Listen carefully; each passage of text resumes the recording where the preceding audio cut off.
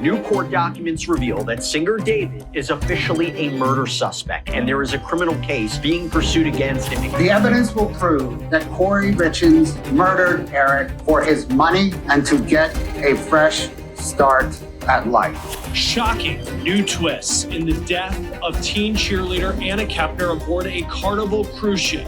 We are now seeing the term murder. Remember the mom who vanished without a trace in 2001, and when she was found alive now, she has been arrested.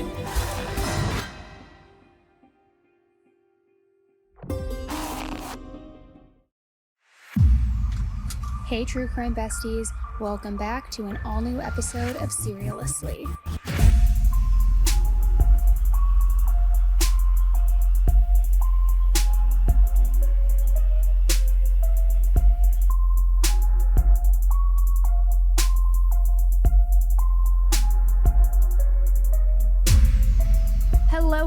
Hello. Welcome back to an all-new episode of Seriously with me, your host, Annie Elise, also your true crime bestie. And for those of you who are brand new to the podcast, maybe listening for the first time, let me just break down what we do over here. I mean, first and foremost, obviously, we are a true crime podcast, but we do 2 shows a week, one on Monday and one on Thursday. The Monday show is a deep dive where we go into one single case, research it like crazy, get the court documents, the interviews, talk with law enforcement, go to Reddit to see what theories are out there. I mean, the works. So it's a full deep dive. And then on days like today, on Thursdays, we do a segment called Headline Highlights, where we talk about everything that is happening this week in true crime, whether that be a new case that is breaking, possibly an update to a case that we have done a previous deep dive on, and just so that you can feel like, you're in the know with how everything is moving and I was going to say moving and grooming, which I hate that. I don't even know why I was going to say that, but you get what I'm talking about. Also, last week in Headline Highlights, we did a giveaway for a weekend pass for CrimeCon, which is going to be this May in Las Vegas. So the winner has been chosen. It is in the show notes. Check the episode description and see if it was you. And we will do another giveaway in the future too. So you always want to listen to these episodes because not only do we give you all the deets of true crime, but also, we do giveaways. And so Headline Highlights today, we've got a lot to talk about. Joining me in studio is Amy Colette. Hello. Good morning. Good morning. How are we feeling today? I don't know. Are we moving and grooving? No, honestly. As soon as I gave the myself words left your lips, I was grossed out. I was so grossed out. I hate that. And what did I say the other day? I don't even know. I just hate some of the vocabulary. You're getting older. Okay. That is rude. So rude. I do have a question for you, and I have been meaning to ask you. Have you watched Love Story yet? Obsessed. Okay. Wait, I posted about it last night. You did? Or a couple nights ago. Oh, okay. I'm obsessed. Binged it. But I am so much more stupid than I think I ever knew. I don't know history, apparently, at all, which... Oh my gosh, let me hear it. Kind of tracks because I missed so many days of high school because I just didn't want to go. I thought this whole time when hearing about it that it was JFK, and I feel like I knew it was JFK Jr., but in my mind, I always thought the JFK and Carolyn story was before he got with Jackie, and that it was like the main JFK guy, and that he dated Carolyn, and that was his one true love, and then he got with Jackie because she had to, it was politics or whatever, and then I also thought her maiden name was Onassis. I didn't know she remarried, and so I'm like, I don't know anything. So, well, I will say maybe 20 years ago I was confused by that. Okay. However, you are older and wiser. I mean, they died in the 90s. So what did you think? He was like in his 90s, but then also had the face of a hot, younger. Okay. Easy there, Cougar. I mean, he's hot. Well, I didn't know that he died young. Like, I didn't know anything. I just thought, oh, JFK, they're going to talk about the love story before he was with Jackie. That kind of sucks. Like, what a dick. But like, then I watched it, I was like, oh no. And then I remembered the famous photo where when his dad, real JFK, passed away and he's like saluting him. And I was like, that's right. He had a son. I get it now. I'm following. And of course, I don't know if you're like me or if any of you listeners are like me. Anytime I watch something that is rooted in history or like based on, historical events, I go psychotic with needing to research every Oh, great. single detail. So I have been like in the depths of hell on the internet wanting to know everything about JFK, everything about Jackie. What was her apartment like? How much was it? What streets did they live on? Like, I'm just so everyone's nosy. doing the deep dive because everyone's so nostalgic for that Yes, time. yes. But now you probably see why Carol from Real Housewives of New York was friends with Carolyn, same age. Same. It tracks. Okay. And I just don't think I ever knew the full story. And I do have a hot take, and then we're going to get into all of this. Okay. I see everybody on social media is not only obsessed with him, but like obsessed with the styles from then. And like with Carolyn, the hair flips, the long hair. She's problematic, in my opinion. I don't know if it's just the way that Why? they're portraying her on just this. because she's like I just feel like she's bugging me. emotionally Oh, unavailable a little bit. Maybe, and I get it. She's playing the game, and it was like that famous book, The Rules or whatever the hell it was. But like, she kind of bugs. I don't agree. You don't? And I I- also kind of think he bugs. Like, he's I kind feel of like he likes her because she's a bit of a chase. of course, but like, I also think And I that- love him. He's just so humble. And I don't mind that she's like playing hard to get, but what bothers me is like, and this is going to sound like a woman hating a woman, which I don't mean for it to come across that way, but like how invasive she is at work and how she's like, just like a big personality where I'm just like, you're bothering me a little bit. I don't know. It's so weird how people can see it so differently. Maybe I wasn't paying attention during those times, but I felt like more she went in like bottom of the ranks and like was quickly identified as like a superstar But like at from work. from like pushing other people down the ladder to climb Oh, herself, did which that I she? don't like. I don't love that. I don't know. I love it though. I'm fully caught up. I love There's the a new soundtrack. episode tonight, actually, Oh. and I'm really excited to watch it. But yeah, I'm like, Well, and their fight in did you see the fight in Central Park or not Yeah, in the real Central Park? footage. Yeah, the real footage. yeah. That's kind of wild. No, I know. When you have paparazzi chasing you every day, like to get in a public fight like Imagine that if is social pretty gnarly. media was around back then. Oh my gosh, it would be gnarly. But yeah, it's a really interesting story. So not that this is sponsored by FX, or is it Netflix or no, it's Hulu. No, it's FX. Not sponsored, but Ryan Murphy, you should hit me up and sponsor because I just gave you a 6-minute and 22-second plug.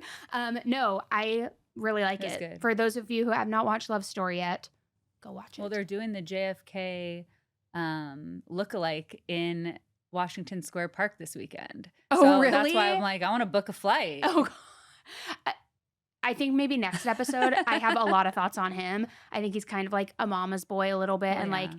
problematic in his own way. And I don't know, whatever. I have a lot of thoughts. And All right. again, who knows if Ryan Murphy's portrayal of them is true. He has butchered, in my opinion, quite a few of those like docudramas like OJ and Nicole and like different things. So who knows what's true I and heard what's most not. of it is actually fiction, that they didn't Oh. have a lot of, just historically, there's not a lot of information on them. So anytime there's been any sort of documentary or any type of storytelling about them, a lot of it is kind of filling in the gaps. He also did Daryl Hannah so dirty. Yeah, I've heard mixed things about that. The voice spot on with the actress, but like I don't know, I feel like I he know did her nothing about so her. dirty. Oh, I love her. I love her from Kill Bill. Oh, she's so good. Okay, so anyway, we are going to get into today's cases, and I want to start with an update in a case, one that we have been talking about together since September, and it's a case that has everybody asking a lot of questions as well.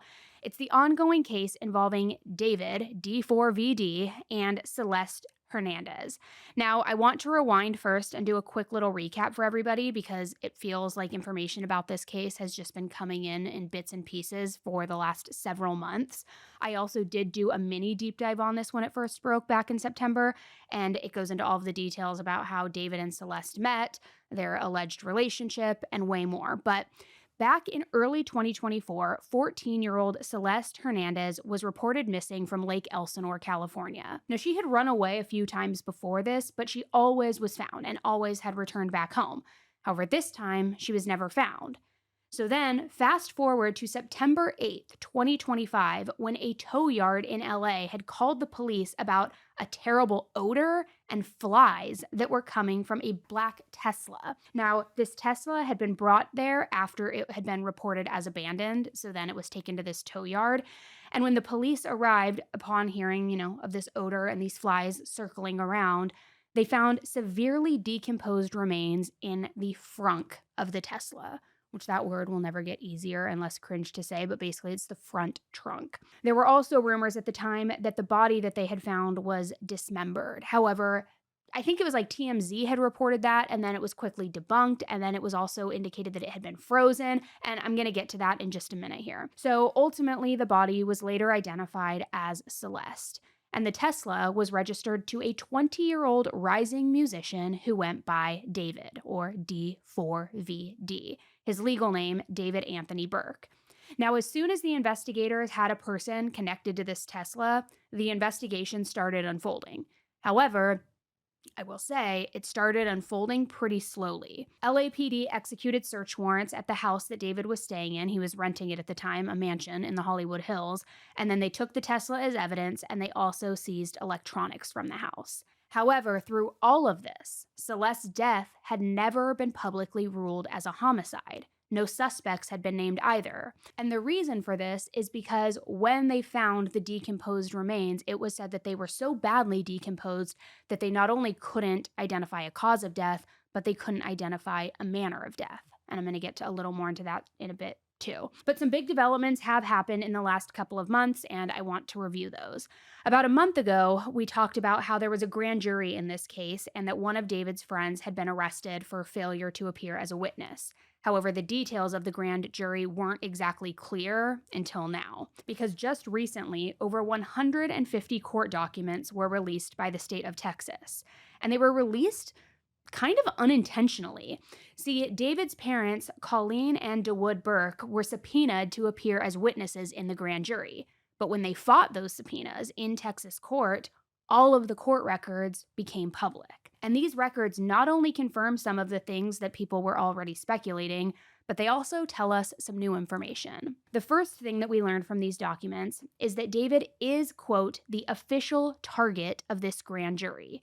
He's listed as the target on the cover page, he's listed as a target throughout the filings, and it's pretty clear that he's the person that they're going after here. The documents also specifically say that David is alleged to have committed one count of murder, and that he, quote, may be involved in the death of 14-year-old victim Celeste Hernandez, and this is important, who may have been a victim of foul play. And like I said, before now, he had never been named a suspect. And while I think all of us collectively suspected that he was involved given their alleged history, it was never until this release of these documents that it became reality.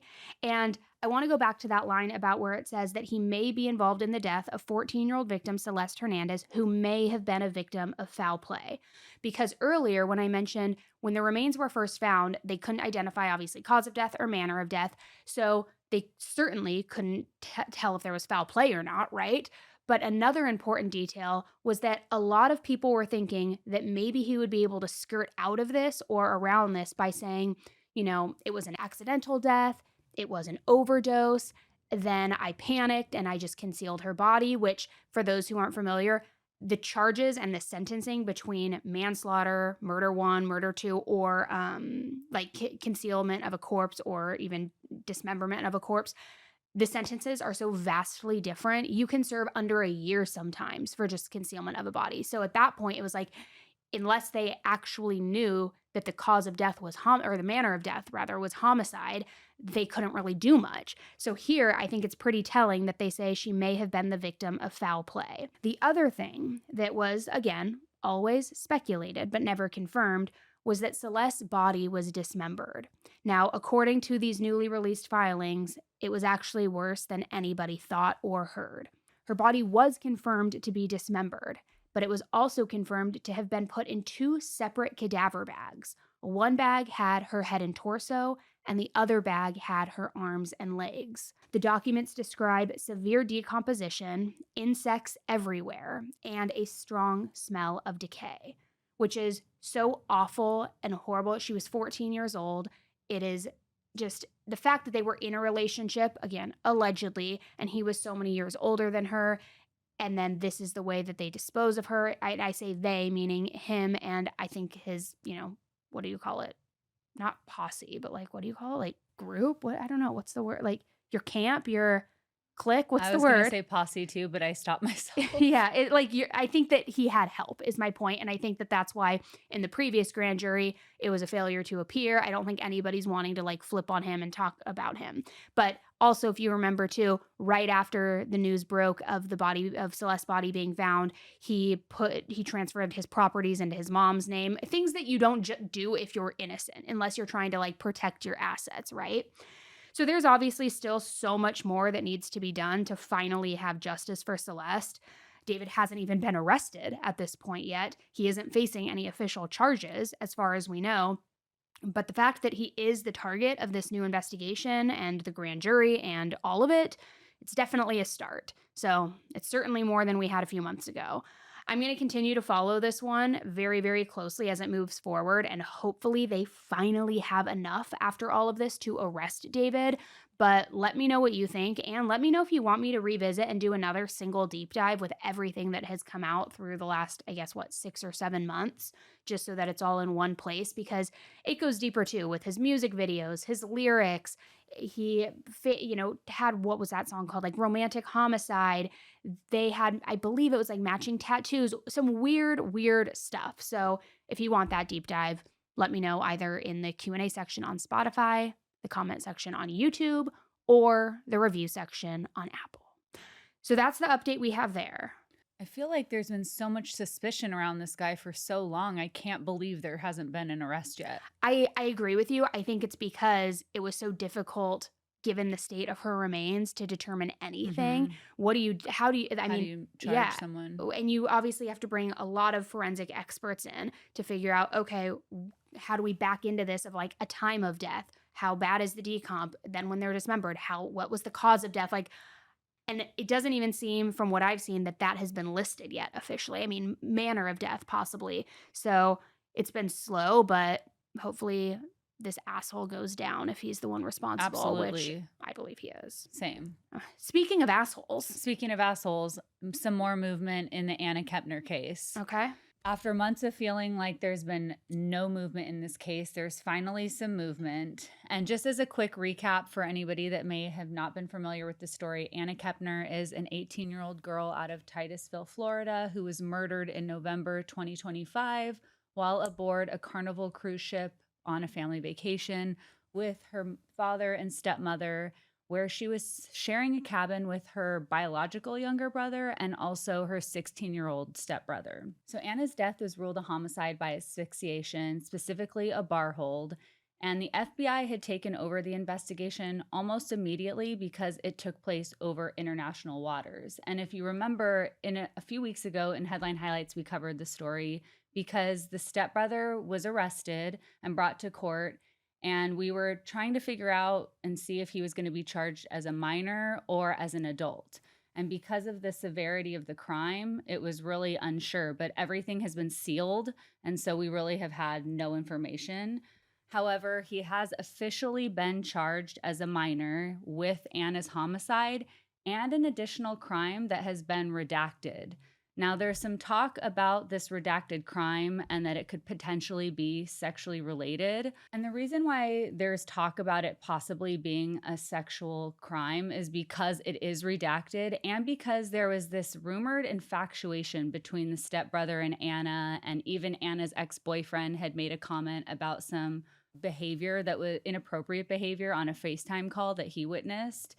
And because of that, there's just been a lot of talk from the start. And there's been some mixed feelings from both Anna's family and then how the biological family of the stepbrother has reacted to all of this. But to be clear, none of those advances were reciprocated on Anna's side. And we're really unclear as to what happened on that cruise ship. What we were told was that the kids wanted to stay together and that there was an option for them to potentially stay in separate rooms. However, the stepson is the only person that was seen going in and out of that room the night of Anna's death and was reportedly the last person seen with her before she was found later by the cruise ship employee who came and found her buried underneath the mattress of her bed. And the only reason we know that he was charged in her death is because of separate filings going on in an ongoing custody battle between Anna's stepmom and her ex-husband. So in other words, the public is learning about these criminal charges because of filings from a totally different case, which is why so many details are being talked about online and there are so few official receipts available to us. And in the same custody filing, we learned that the boy's biological father is helping him with his criminal defense. He told the family court judge that he's supporting his son in getting a lawyer and handling the homicide charge. And this is in part because as soon as this all happened, Anna's family pushed to remove the boy from the home. So the biological father is feeling like the son isn't getting support, so he's pushing for that full custody. And Anna's family is going as far as to publicly say that they want the stepbrother buried with nails in his coffin. So as soon as this became public, it sparked major reaction, as you could imagine, because we have these two sides of the families feuding, and now this boy is officially being charged in the murder. Some see this as a parent just doing what they can to protect their child, and others say it's pretty controversial and strange that they're doing all this to protect this boy with all these allegations against him. So like I said before, the court filings are all sealed because the stepbrother's age, but that doesn't mean it's going to stay that way. The federal prosecutor could very well go to the judge and ask that it be moved to an adult court later on. And if that happens, most likely all of this will become much more public and the possible punishment could become much more severe due to the nature of the crime. But as of right now, there's no public filing showing they've done that, but legally it is still an option. And maybe at that point, we'll learn also more about that redacted crime and the nature of it.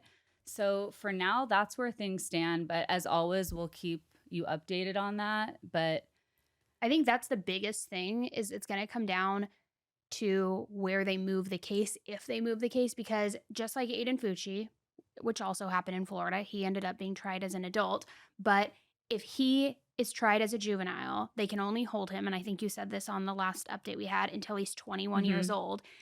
Even if he's tried though as a juvenile and they move it into adult court, not charged as an adult, but like move it over to adult court, they still cannot, there's no option for life in prison without the possibility of parole. And there's also no option for the death penalty. I believe the max sentence, even if they move it to adult court, is life in prison with a review at 25 years.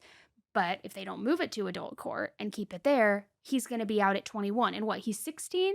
I believe he's 17 now. So by the time this goes to trial, by the time trial's done, all of that, call it 19 years old. What, you're serving 2 years and then you get to walk? Yeah, I don't know. I feel like after this new charge comes to light, it'll be like a clear direction of where it will go, because I can't imagine murder and this additional charge. Like, what would be the reason they would continue to keep him in being charged as a minor?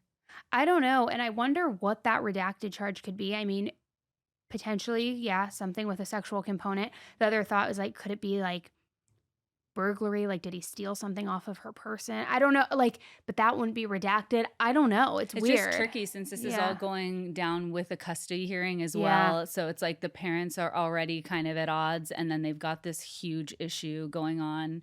I mean, I just hope he does not get a slap on the wrist, but based now on the fact that he's being charged as a minor, it makes me a bit concerned that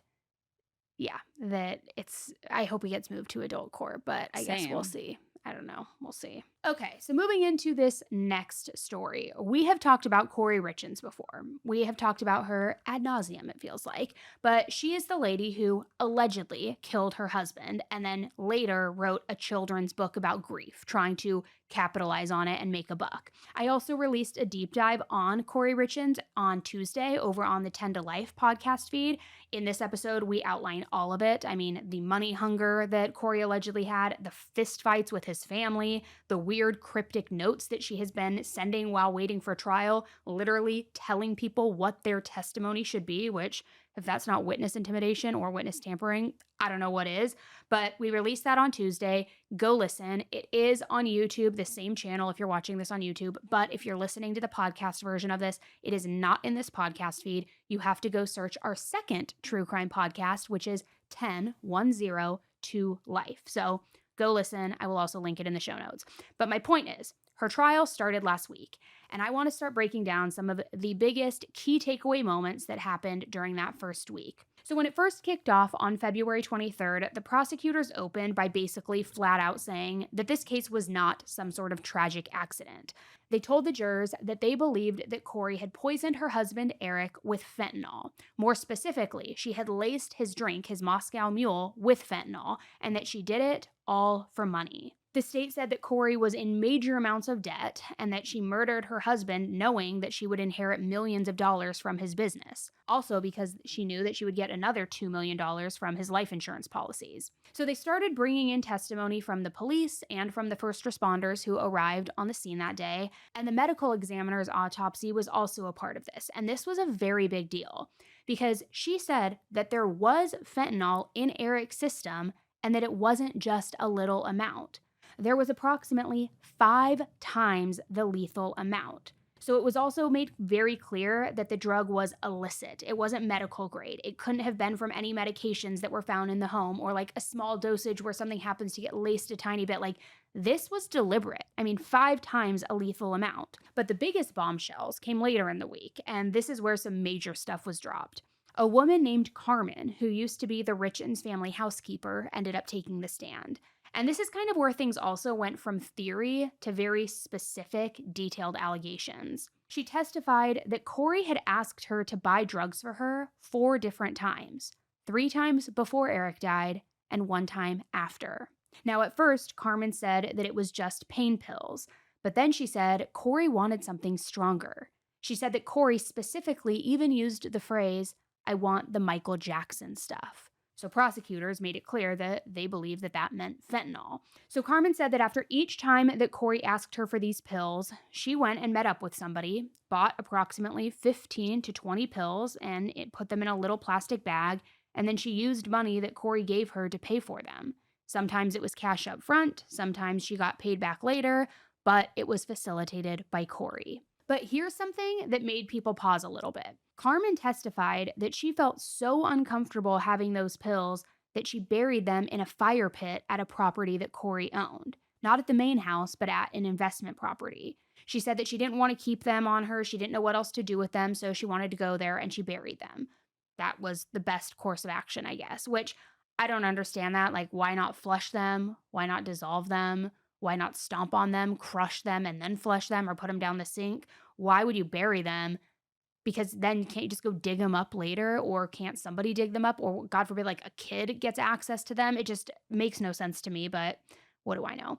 So prosecutors also showed the jury a $1,300 check that was dated March 6th, 2022, and this check was written by Kouri to Carmen. The memo line said that it was for, quote, construction cleaning, but Carmen testified that she didn't actually clean for that payment. So the state suggested that this check was actually connected to the purchasing of those pills. And then it got even more uncomfortable.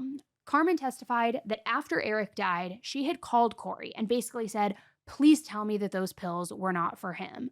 And according to Carmen, Kouri told her that Eric had died from a brain aneurysm, not pills, not an overdose, which I don't know when exactly this call took place, but obviously, it wasn't a brain aneurysm. Maybe it was early enough on that Kouri could get away with saying she thought that that was the cause, but feels a little telling to me.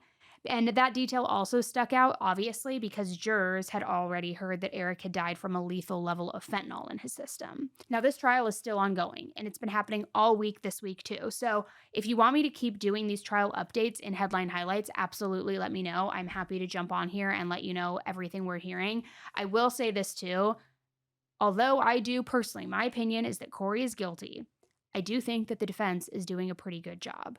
But go listen to the deep dive that I put out on Tuesday so that you know all about the case, that you know all about the money, the properties, the friends, everything that plays into this. And then that way, as we do these updates, you'll be fully in the know. But I am interested to know what you guys think about this case. Do you believe that Kouri is innocent? Do you think that she is guilty? I think she is a money-hungry person. That is my opinion. I think that she saw this as a quick payday. She was sick of her husband. She wanted all the money. I think then she exploited her own children by writing this children's book about grief, saying how she helped her boys deal with the death of their father. She even was doing like a press tour with it, going on morning talk shows. And it's just like, to do that, you got to be a real big narcissist. I mean, it is unbelievable. believable. That's what I was thinking as I've thought this person was wild for a long time, but the only words that come to my mind are the audacity. No, honestly. But also, not that looks are everything, because they're not. I will say karma has definitely slapped her in the face, because if you look at photos of her pre-arrest, she's beautiful. They look like this happy couple. It's a jump scare It now looks when you like- see her in court. Yeah, it's worn on her. It has for sure worn on her, which, good. But yeah, I can't imagine getting up and going on a press tour for a book. Knowing that you're the one that killed your husband. Honestly, I really don't know how people like that function day to day. But there's a case I'm trying to think of, and I don't know why it's not coming to mind. There's some other case like that was high profile, wasn't it? Where it was like she or he committed the crime, but then went on documentaries and did interviews and tried to like elicit a ton of sympathy. What am I thinking of? I know exactly what you're talking about, and I can't think of it. I bet you everybody's gonna be like, Chambonet's dad. No, I'm just kidding. Because I know people still have like a lot of thoughts on that. I personally do not believe that's what he's doing. But there was a case, if you guys know what I'm talking about, let me know in the comments, where it's like, and I guess the argument could be made, though, even like Chris Watts on a much lower scale level, when your wife goes missing and you're the one who did it, and then you're doing these interviews on the front porch pleading for the safe return. But I'm talking about a case where it went more like... And then you're making a profit off of something, and you're bringing your kids into it. I feel like that's just crossing a line. Yeah. It's sick. Yeah. I mean, Drew Peterson, I guess, because remember he was doing all of those radio shows like Win a Date with Drew, all of this stuff, putting himself out there being like, my wife left me, I need a new woman. And like, I know you put her in a barrel. Yeah. For me, it's just when kids are brought in, that's just... You're using your kids' grief of losing their father to make money. It is so And sick. reading them this book that it is so freaking disgusting. sick. I know. Speaking of the best moms on earth. Yeah. So this is a case about a North Carolina woman, now age 62, named Michele Hundley Smith, who disappeared back in December of 2001. At the time, she was a 38-year-old mother of 3, and on December 9th, 2001, told her family she was heading out to go Christmas shopping at a local Kmart in Martinsville, Virginia. And she just never came home. Just like that, disappeared. Her husband reported her missing later that month, which I'll talk on a little bit later. And over the years, there were searches, there were tips that came in, check-ins on the case, but really no answers materialized. And so for 24 years, her family had no answers. At the time she disappeared, her kids were 19, 14, and 7 years old. So you can imagine this wasn't just this missing persons case. This was a mother of 3 kids. So her whole family was searching for answers and desperate to know where she went, and just nothing, living in this gray area of not knowing. Fast forward to February 2026. Out of nowhere, investigators found new information about Michele that eventually did lead to her whereabouts. Authorities tracked it down, and on February 20th, nearly 24 years after she vanished, law enforcement made contact with Michele, and she was alive. And according to officials, she wasn't just alive, she was alive and well. Michele told investigators she left back in 2001 because of ongoing domestic issues. However, authorities have said there are no prior police reports documenting domestic disputes or complaints at the time of her disappearance. And now she's requesting that her current location not be shared publicly. But then another unexpected turn happened. Just days after Michele was located, law enforcement arrested her, but not for disappearing, not for fraud, or not actually anything related to leaving her family. She was arrested on a 2001 DWI warrant.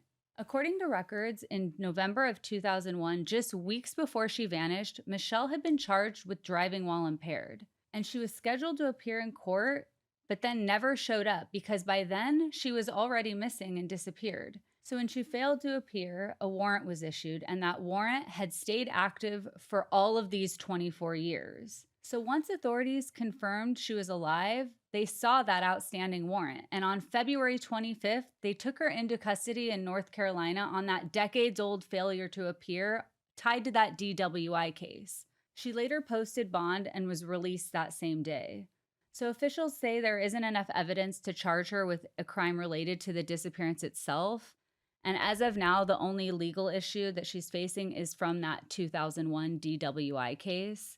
And the daughter has now actually started speaking out a little bit more publicly. She was on a podcast and she actually mentioned that her mother and father used to argue quite a bit at home and that her mother had an addiction and alcohol issue. And not only was she charged with that DWI just weeks before her disappearance, she was actually forced out of her job at a veterinary practice as a result of drinking on the job. And her drinking actually had caused reportedly a lot of disputes at home between her husband, Randy, and herself, and that they had even circumstances where they had cheated on each other previously. So who really knows the whole story of why she left that night in December, why she hasn't returned since. But as of right now, the daughter is rumored to have forgiven her mother, but doesn't really want to have any other conversation about it. Most of their communication has been through a third party, which is one of Michelle's friends. And at this time, she is still, to our knowledge, her whereabouts are unknown. It's interesting because when I first heard about this case, I was like, oh, mother found after 24 years, like it's a happy ending. But then you hear she doesn't want to be reunited with her kids. She doesn't want anybody knowing her location. So then you're like, okay, was she doing like a Sherry Papini where she just wanted to like disassociate and be away from the kids and like not be a mother? But then you layer in this whole thing about the possible domestic disputes, the alcohol, and not that this excuses it or makes it right, but I certainly could see that if she lost her job, if she got a DWI, if she was cheating, being cheated on, if there was all these domestic issues where maybe she just carried such an intense amount of shame that she was just like, I want to just disappear and get out of this life or something like that. And now there's, again, that shame kind of magnified because she's been found and like you have to go back and face what you did. Again, no excuse for leaving your kids like that and making them wonder for over 2 decades if you're okay, where you're at, what happened. But I wonder, if there was something more seriously rooted in that rather than just her being like, I don't want to be a mom anymore. I'm disappearing at Kmart and love you guys. Oh no, I'm sure it was like the shame of the alcoholism and now she has these criminal charges and she lost her job. But I just don't know how you get away with that for so long. I know. She must have been flying under the radar. Does she have a new family now? Do we know? There's no mention of that, but she was found living on the border of the Carolinas, so it wasn't like she was very far. Wow. That's sad, and that has got to be a Could lot you for imagine these as kids her children? I know. to like be like, my mom willingly left us and let us wonder, but then like you have that relief of, oh, she's alive, she's okay, but then also like, well, why didn't she want me? Yeah. Oh, God, that's hard. That's really hard.